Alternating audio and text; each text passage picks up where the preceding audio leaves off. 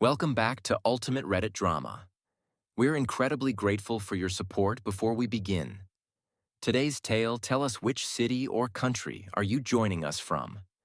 We love connecting with our global audience. Now let's dive into today's story. In the deep darkness of the night, David Brown sat inside his luxury car, his grip so tight on the steering wheel that the veins in his hand bulged.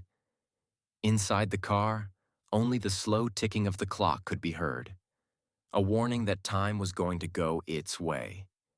He took a deep breath, a cold, merciless decision in his eyes. A few minutes ago, a notification came on his phone. It was this notification that turned her whole world upside down. Transaction alert. $50,000 withdrawal from your account. His heart stopped for a moment. Laura, his wife, had withdrawn the money. But why? David coolly logged in on his laptop. It wasn't the first shock for him, but it was the biggest. His eyes were running through the account statements, and as the pages turned, the layers of truth were unraveled. Laura was lying. She had recently spent in several big hotels, expensive restaurants, and high-end stores. But the most dangerous part of these expenses was a secret account registered in an anonymous name, with no record of the money transferred. David's body was filled with an icy stillness. This is not just theft of money, it's a murder of trust. He gently clicked on the screen and started sifting through some more data. Laura's phone could be tracked by GPS. She just pressed a button and her live location popped up on the screen. Resort Holiday Inn, 5-star hotel. What was he doing there? And the most important question, was she alone or with someone else? David looked at his watch at 11:45 p.m. If I go there now, maybe I can catch him red-handed. His heart began to beat faster, but then he stopped himself. No, I wouldn't do anything foolish by getting carried away by emotions. I will gather evidence. She called the hotel reception from her phone. Hello, this is Mr. Brown speaking. My wife, Laura, checked in a few hours ago. May I have his room number? The receptionist looked at the computer for a while and then replied, I'm sorry, sir, but according to our policy, we are concerned about the privacy of the guests. Without wasting a moment, David replied, Oh, no problem. I just want to surprise her. Actually, I'm coming to pick her up for a luxury dinner. Is the booking in his name for a single room or a double room? The receptionist hesitated, but then she replied, This is a double room booking, sir. David smiled softly and said, Oh, that's awesome, thank you. Double room. Now there was no doubt. Laura wasn't alone there. David hung up. There was no pain in his eyes anymore. Now it was just preparation for war. He did not go to the hotel at that moment, because it was not a simple hoax that could only be caught and eliminated. It was a game, a trap that Laura would fall into with evidence of her own crimes. David knew that catching someone red-handed in emotions did nothing. It would have been just a fool's reaction. But the trick of a mastermind? He punishes without giving anyone a chance. And now, the game had begun. David Brown sat inside his car, his eyes glowing in the dark. Angry? No. It wasn't anger. It was something else, something more dangerous. He got out of the car, walked slowly and in a controlled manner, and entered his house. There was a faint light in the living room, but the house was deserted. Laura wasn't here. His hand slowly went to the screen of his phone, and he played the CCTV feed he had received a few seconds ago. A small camera in the corner of the hall had recorded everything. Laura had left at 7 p.m. in a bright red dress. She passed in front of the camera, a smile on her face, a smile that made David bleed in his veins. What was she getting ready for? Who was she going with? She fast-forwarded the recording. Laura picked up her phone, and she applied lipstick to her lips before making the call. Yes, baby, I'm on my way to the hotel. The room has been booked. Yes, she's wearing the red dress you like. The recording ended there. David smiled softly. It was a mistake. Laura had forgotten that the man she was cheating on was no ordinary man. David pulled out a small plastic cover from the kitchen drawer. Inside was a small USB device, a tracker he had already plugged into Laura's car. "Let's see what you're going to do tonight, Mrs. Brown." He opened the laptop, and in a few seconds, the live location of Laura's car came up on the screen. Resort Holiday Inn, room number 806. He looked at his watch. 12:15 a.m. There was no need to hurry now. David picked up the phone and dialed a number. A deep voice came from the other side. "Is it done?" David calmly replied, "In just a few more minutes." He picked up the car keys and drove out. This time, he wasn't going to catch Laura red-handed. He was going to completely ruin it. David's car was parked in an empty lot near the hotel. He bent over inside the seat and pulled out a small wireless camera device from his bag. It was high-tech gear, allowing him to watch everything live inside Laura's room. Just one little trick and the whole truth will come out by itself. He stepped into the lobby of the hotel like a hunter approaching his prey. Putting a slight smile on the receptionist, he moved toward the elevator. His heart was beating on a normal beat. No anger, no hurry, just a precise plan. And Laura? She didn't even know that she had already lost the game. There was silence on the 8th floor of the hotel. Every footstep echoed in the dimly lit corridor. Room 806, just a few steps away. David pulled out his phone and turned on the live feed. The location of Laura's car tracker was right here. She was inside, but not alone. The door to room 806 was slightly open. There were sounds of low laughter coming from inside. David stood silent. He took out a small recording device from his jacket pocket and slid it under the door. It was a microphone that could capture the sounds of the entire room. "So, Mrs. Brown, let's see what you have to say."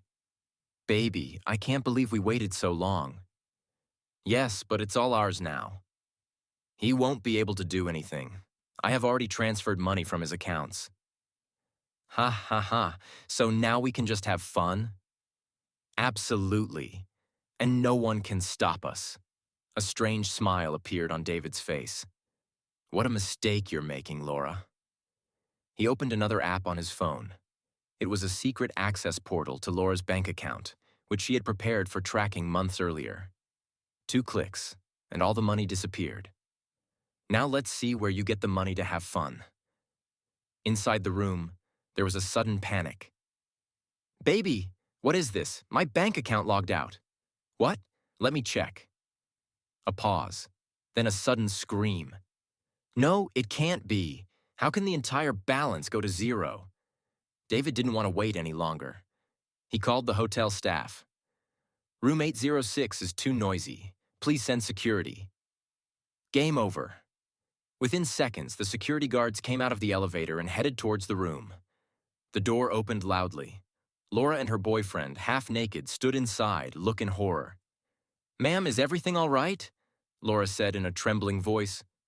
No, my bank account, that's all." David watched it all on his phone and took a deep breath. "Did you cheat on me? Now look who's cheating whom." He turned around and walked towards his car. But the game wasn't over yet. No. It was just the beginning. Sitting in the back seat of the car, there was a strange relief on David's face. Live footage of Laura and her boyfriend was still playing on her phone screen. Security guards escorted them out of the hotel. A storm of surprise and anger welled up in Laura's eyes. How did this happen? Where did all my money go? Her boyfriend, who still thought himself to be clever, was making a flurry call to someone on the phone. "We played a big game. Someone has accessed our data." There was a slight smile on David's lips. "Exactly. You both now understand who the real hunter is?" The car started, and he slowly started to walk out of the parking lot. But suddenly, a notification flashed on the phone. Unknown number calling. Who now? He took a deep breath and received the call. "David." "Laura." His voice was trembling. You That's all you did, right? David didn't say anything. You have ruined me, took everything from me. Now she was screaming angrily. I betrayed you, yes, but that doesn't mean you end my life. David's answer was calm and cold. Laura, you tried to end my life. I'm just showing you how it feels. Then he was about to hang up the phone when a strange fear appeared in Laura's voice. David, Damien told me he would help me if I left you. David's muscles tensed. Damien? Yes, but now he's gone, and I don't know what's going on. Where's Damien, Laura? Suddenly there was a scream on the phone, and then the line was cut off. A sudden uneasiness ran through David. He checked another tracker on his phone. Laura's location. Disappear. Nonsense.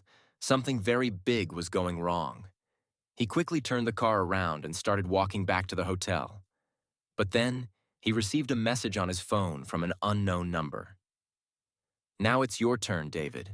A cold shiver ran through his stomach. The game wasn't over yet. Rather, the real game had just begun. David quickly turned the car and headed to the hotel. His mind was pounding. Laura was missing. Damien was hiding somewhere, and now this unknown number was threatening him. Now it's your turn, David. A strange fear ran through his mind. He arrived at the hotel, parked the car, and entered the lobby. The receptionist looked nervous at first. That woman. She was taken away by two men in some black suits. David's steps staggered. Where? I don't know, but they looked like professional security guards. Alarm bells rang in his mind. Damien's man? He pulled out the phone and tried to track Laura's location, but her signal was blocked. Nonsense! Meanwhile, another message came on his phone. The game you played will now be played with you. This time, the number belonged to an old contact of Damien's. So this is all Damien's job? He shook his forehead. Now he was beginning to feel that he was not just taking revenge on an ordinary cheating wife, but he had stepped into a bigger game. He tried to access the security footage of the hotel, but what appeared on the screen shook him to the core. Two men in black suits were dragging Laura into a black SUV. The number plate of the SUV. It belonged to Damien's company. It was no longer a small matter. It was kidnapping. David quickly picked up the phone and called an old friend. I need your help, immediately. What happened? Laura has been kidnapped, and I know who's behind it. There was a few moments of silence on the other side of the line. So the game is real now. David's fists clenched. Yes, and now I'm going to finish it. The game was no longer just about revenge. It was a battle for survival. David hung up the phone and ran quickly towards the parking lot. Time was short. If Damien had kidnapped Laura, it wouldn't have been hard to guess his next move. He was going to turn it into a trap. But this time, David won't let himself become a pawn. He started the car and hurried to the address he had given to his old contact. It was an abandoned warehouse on the outskirts of the city, a place where it would be impossible to find someone if they disappeared. The car was stopped at some distance from the warehouse and reached close to the building, hiding in the darkness. There were low voices coming from inside. Did you think you'd survive? David peered through the window. Laura was tied to a chair. Damien stood in front of him and had a gun in his hand. Your husband is so clever, but look, today he's going to fall into our trap. David's blood boiled. It wasn't just revenge. It was a bloody game. He pulled out a small blade from his belt and slowly entered through the back gate. His eyes fell on the CCTV monitors installed in the room. Everything is being recorded. Damien smiled.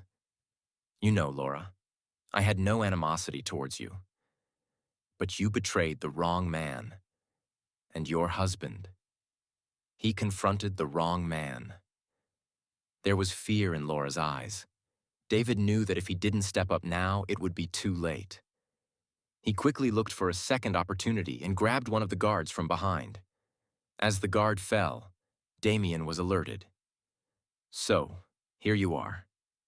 He turned around, but before he could point the gun, David pulled a device out of his pocket and pressed the button. Beep!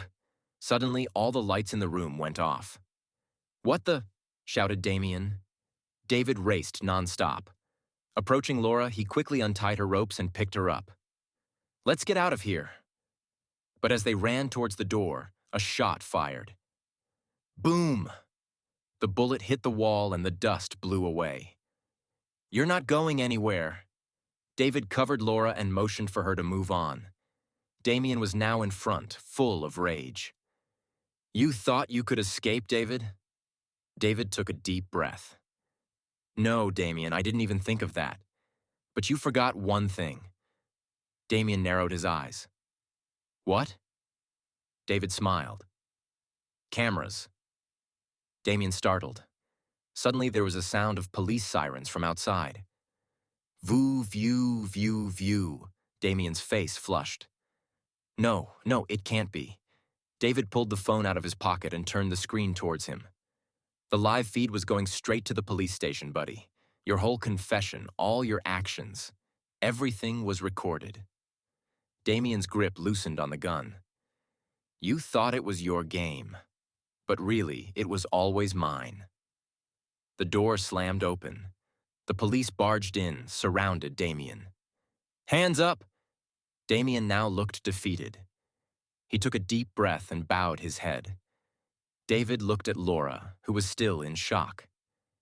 "Is everything all right?" Laura's eyes reflected both guilt and relief. "Yes, I ... David interrupted him. "Don't say anything now." Police handcuffed Damien and took him out. "It's over." David took a deep breath. "It's really over now."